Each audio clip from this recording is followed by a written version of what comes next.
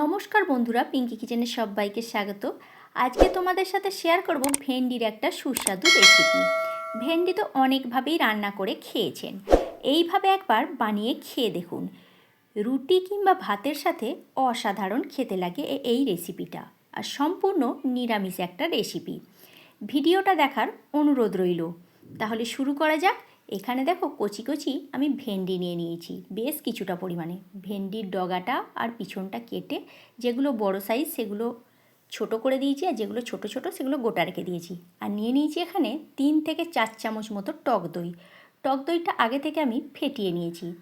ফেটানো টক দইয়ের মধ্যে দিয়ে দিলাম হাফ চামচ হলুদ গুঁড়ো, হাফ চামচ জিরে গুঁড়ো, হাফ চামচ ধনে গুঁড়ো, হাফ চামচ লঙ্কার গুঁড়ো, এটা সম্পূর্ণ ঝালের জন্য।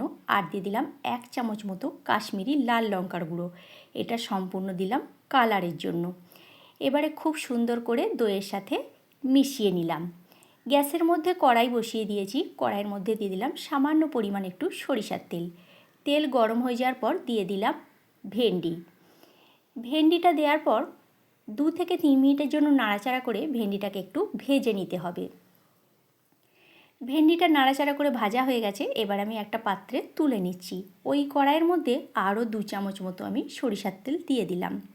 তেলের মধ্যে দিয়ে দিলাম ফোড়নের জন্য একটুখানি কালো জিরেটা ভেজে নেওয়ার পর দিয়ে দিলাম দইয়ের মিশ্রণটি।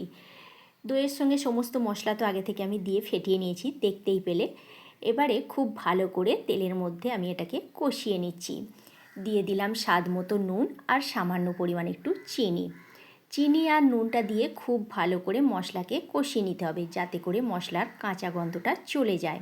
মশলা খুব ভালোভাবে এখানে কষানো হয়ে গেছে, আর মশলার গা থেকে তেল ছেড়ে বেরিয়ে গেছে। এবারে এই পর্যায়ে দিয়ে দিলাম ভেজে রাখা ভেন্ডিটা দেওয়ার পর মশলার সাথে খুব ভালো করে 2 মিনিটের মতো কষিয়ে নিতে হবে। বন্ধুরা, এটা তোমরা যদি পেঁয়াজ রসুন দিয়ে করতে চাও, পেঁয়াজ রসুন দিয়েও করতে পারো। আমি এখানে নিরামিষ পদ্ধতিতে দেখালাম। যারা আঁশ খেতে পছন্দ করো তারা পেঁয়াজ রসুন দিয়ে এখানে করতেই পারো। কষিয়ে নিয়ে বাটি ধুয়ে সামান্য পরিমাণে একটু জল দিয়ে দিয়েছি। জলটা দিয়ে 3 থেকে 4 মিনিটের মতো ঢাকা দিয়ে দিয়েছিলাম। 3 থেকে 4 মিনিট পর আমি ফিরে এলাম, ঢাকনাটা খুলে দিয়েছি। কত সুন্দর দেখতে হয়েছে দেখো, আর ভেন্ডিগুলো খুব ভালোভাবে সিদ্ধ হয়ে গেছে। এবারে গ্যাসের ফ্লেম অফ করে এটাকে আমি নামিয়ে নিচ্ছি। দই ভেন্ডি রেসিপি আমার তৈরি হয়ে গেছে। কেমন লাগলো অবশ্যই জানিও। ভালো লাগলে একটা শেয়ার করে দিও। আর যদি আমার চ্যানেলে নতুন বন্ধু হয়ে থাকো তাহলে আমার চ্যানেলটা সাবস্ক্রাইব করার অনুরোধ রইল।